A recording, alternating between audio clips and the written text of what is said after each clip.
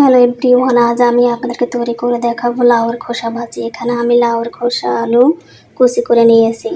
তারপরে তেল গরম করে এখানে আমি লাউয়ের খোসা আলু দিয়ে দিয়েছি। দিয়ে এখানে আমি কয়েকটা কাঁচামরিচ দিয়ে দেব।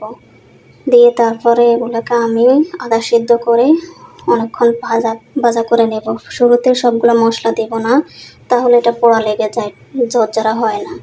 তারপর আমি যখন এটা দেখব অনেকটা ভালো সিদ্ধ হয়ে আসছে, তখন আমি গিয়ে এখানে হলুদ, মরিচ, লবণ, ধনিয়া গুঁড়া, জিরা গুঁড়া অ্যাড করে এটাকে আরও ভালো করে ভাজা করে নেব।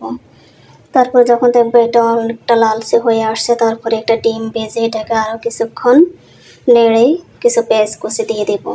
শুরুতে সবগুলো মশলা দেব না, শুরুতে সবগুলো মশলা দিলে ভাজিটা ঝরঝরা হবে না। তারপরে ডিমটা দিয়ে আমি এটাকে পেঁয়াজ দিয়ে আরও কিছুক্ষণ ভেজে নামিয়ে নেব। ব্যাস, তৈরি হয়ে গেল তো মজাদার লাউয়ের খোসা ভাজি। রেসিপিটি কেমন লাগলো জানাবেন।